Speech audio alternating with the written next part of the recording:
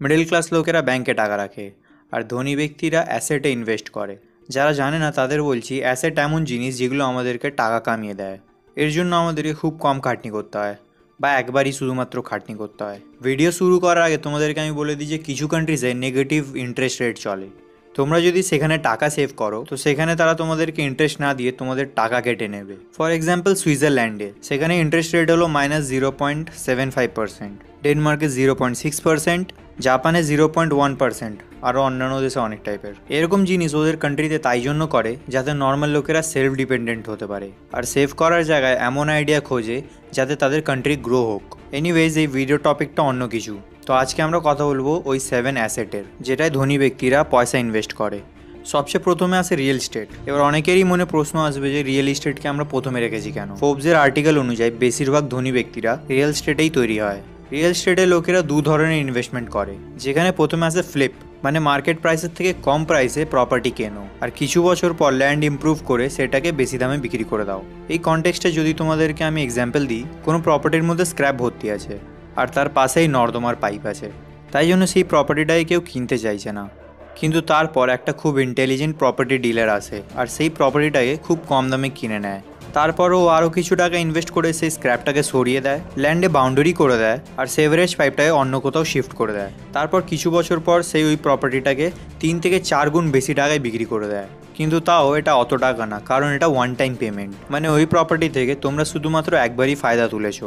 তাই জন্য real property dealers আর actual investors এরকম করে না। আসল ইনভেস্টার্স তো ওরা যারা প্রপার্টিটাকে হোল্ড করে রাখে, মানে ওরা ওটা বিক্রি করে না, ওরা প্রপার্টিটাকে অ্যাসেট বানিয়ে বারবার সেখান থেকে টাকা বের করে। প্রপার্টি হোল্ড করলে আমাদের 4টে লাভ হয়। প্রথম হলো ওপিএম, যেটা ফুল ফর্ম হলো আদার পিপলস মানি, মানে অন্য কারোর টাকা দিয়ে ওয়েলথ ক্রিয়েট করা। রিয়েল এস্টেট হলো এমন একটা অ্যাসেট যেখানে ব্যাংক লোন খুব সহজে পাওয়া যায় অন্যান্য অ্যাসেটের তুলনায়। কোনো ব্যাংক আমাদেরকে কোম্পানির শেয়ার্স কেনার জন্য লোন দেবে না, কিন্তু রিয়েল এস্টেটের ওপর ইজিলি লোন দিয়ে দেবে। আর সেকেন্ড জিনিস আছে অ্যাপ্রিসিয়েশন, মানে তোমরা যদি প্রপার্টিটাকে বিক্রি না করে সেটাকে হোল্ড করে রাখো তো লং টার্মে প্রপার্টির প্রাইস ইনক্রিজ হবেই হবে, যার মানে হলো তোমাদের নেটওয়ার্থ, তোমাদের ওয়েলথ ইনক্রিজ হবেই হবে। তারপরে আছে ট্যাক্স বেনিফিট। আমরা যখন কোনো রেন্টাল প্রপার্টি নিই তো গভর্নমেন্ট সেটাকে মানে তার একটা লাইফ আছে, যেমন ধরো অ্যাপ্রক্স 60 বছর। এটাকে আমরা একটা এক্সাম্পলে বুঝি। ধরে না একটা ধনী লোক প্রপার্টি নিয়েছে 80 লাখ টাকার, যেখানে একটা বিল্ডিংও আছে। এই 80 লাখ টাকার মধ্যে ল্যান্ডের দাম 20 লাখ টাকা আর বাকি বিল্ডিংয়ের দাম 60 লাখ টাকা। গভর্নমেন্ট মানে ওই বিল্ডিংয়ের লাইফ 60 বছর, তো ওই ব্যক্তিকে 60 লাখ ডিভাইডেড বাই 60 বছর ইজ ইকুয়াল টু 1 লাখ প্রত্যেক বছর ট্যাক্স ডিডাকশন দেওয়া হয়। যে ধনী ব্যক্তির কাছে যত বেশি বিল্ডিংস থাকবে তাকে তত বেশি ট্যাক্স ডিডাকশন দেওয়া হবে। একটা সেলফ এমপ্লয়েড বা জব করা লোকেরা ট্যাক্স দিতে থাকবে আর এই ধনী ব্যক্তি ট্যাক্স থেকে বাঁচতে থাকবে। রিয়েল এস্টেটে ইনভেস্ট করার চতুর্থ লাভ হলো ক্যাশ ফ্লো। এই মানুষটি প্রত্যেক বছর রেন্টাল ইনকাম পাবে আর এই রেন্টাল ইনকাম প্রত্যেক বছর বাড়তেই থাকবে।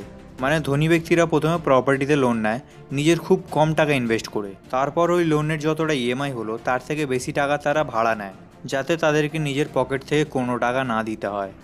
যত টাকা তারা এক্সট্রা পায় তার মধ্যেও তারা ট্যাক্স ব্রেক নিয়ে নেয়। আর ফাইনালি প্রপার্টির দাম যত বাড়তে থাকে তার সাথে সাথে তাদের নেটওয়ার্থও ততটাই বাড়তে থাকে। আর এটাকেই বলে win win win win situation. এই কেসে 4খানা উইনই এদের। নেক্সট অ্যাসেট আছে buy share of a company. এবার যার ইনভেস্টিংয়ের ওপরে নলেজ আছে তার কাছে এটা খুব ভালো প্ল্যাটফর্ম টাকা কামানোর জন্য, কিন্তু কম নলেজের লোকেদের কাছে শেয়ার কেনা খুব রিস্কি হয়ে দাঁড়ায়। তো এবার প্রশ্ন আসে যে আমরা কার শেয়ার্স কিনবো। পিটার লেচ, যিনি কিনা একটা বড় সাকসেসফুল ইনভেস্টর, যে প্রত্যেকটা কমন লোকেদের কাছে প্রত্যেক বছর 2 থেকে 3টা অপরচুনিটিস আসে যার শেয়ার্স তারা কিনতে পারে, কিন্তু তার জন্য তাকে সেই জিনিসগুলোই দেখতে হবে যেটা ওদের আশেপাশে হচ্ছে। ফর এক্সাম্পল, কোনো ক্যামেরাম্যান জানে যে কোন কোম্পানির ক্যামেরা বেশি বিক্রি হচ্ছে, ডক্টররা জানে কোন মেডিসিন পেশেন্টদের জন্য নেসেসিটি হয়ে দাঁড়িয়েছে, বা এমন কোন মেডিসিন মার্কেটে এসছে যা অন্য কোনো কোম্পানি বানায়নি। তেমনই একটা নর্মাল হাউসওয়াইফ জানে যে কোন কেচাপ মার্কেটে নতুন এসছে আর সেটাকে উনি আর ওনার বন্ধুরা পছন্দ করছে। একটা মডেল জানে যে কোন নতুন ব্র্যান্ড মার্কেটে ট্রেন্ড করছে। পিটার লিঞ্চ বলে, যখন আমরা এমন সিগন্যালস পাই তখন আমাদের দেখা উচিত যে ওই কোম্পানিগুলো পাবলিকলি লিস্টেড আছে কিনা, মানে তাদের শেয়ারসগুলো বিক্রি হচ্ছে কিনা। কিন্তু এর মানে এটা না যে যা ওই কোম্পানিগুলোর শেয়ার কিনে নাও। এর মানে হলো এটা যে আমরা এই কোম্পানিগুলোকে শর্টলিস্ট করে নিলাম। তো এবার আমাদেরকে গিয়ে এদের ফিনান্সিয়াল স্টেটমেন্টগুলো দেখতে হবে, এদের ব্যাপারে আরও ইনফরমেশন জানতে হবে।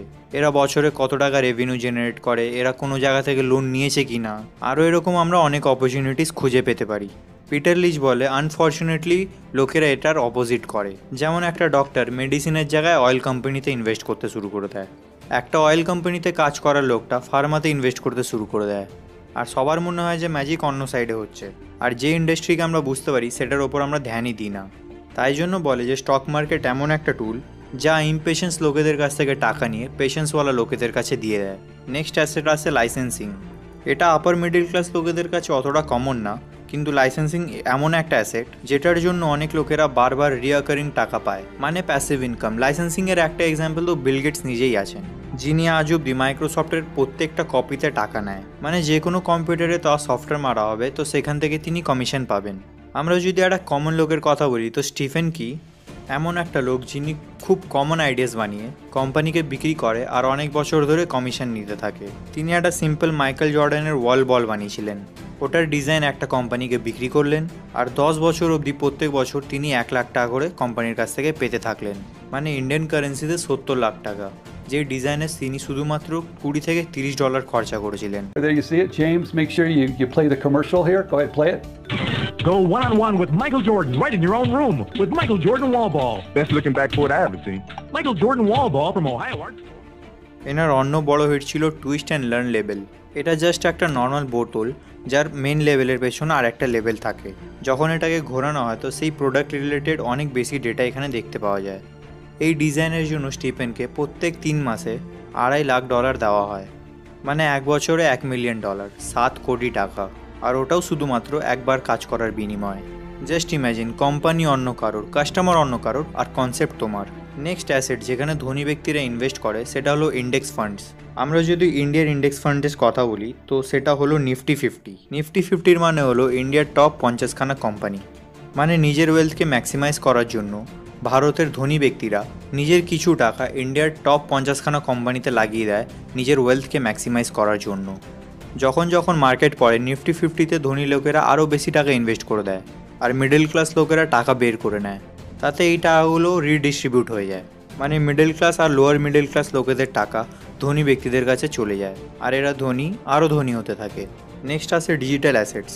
আমাদের আগের জেনারেশনদের কাছে এই অপরচুনিটিটা ছিল না, কিন্তু আজকালের ইয়াংস্টার্সদের কাছে জিনিসগুলো তাদের কাছে কমন, তারা এই জিনিসগুলোকে বোঝে, তাই তারা আজকাল ডিজিটাল কোর্সেস নেয়, ডিজিটাল প্রোডাক্টস তৈরি করে, যেটাকে তারা একবার ক্রিয়েট করে বারবার সেল করতে পারে। ডিজিটাল প্রোডাকশানে কস্ট অফ রিপ্রোডাকশন অলমোস্ট 0, আর এদের স্কিলের কোনো ইস্যু নেই। তাই জন্য জ্যাকমা একটা ইন্টারভিউতে বলেছিলেন ওয়ালমার্টকে বেশি প্রোডাক্ট বিক্রি করার জন্য বেশি স্টোর্স বানাতে হবে, কিন্তু আমাকে শুধুমাত্র 2টো সার্ভার সেট করতে হবে, কারণ আমার বিজনেসে স্কিল এবিলিটির কোনো ইস্যু নেই। Will be big than Walmart on the sales, because if you want to have 10,000 new customers, you have to build a new warehouse and this that. For me, food service. Next আসে bond.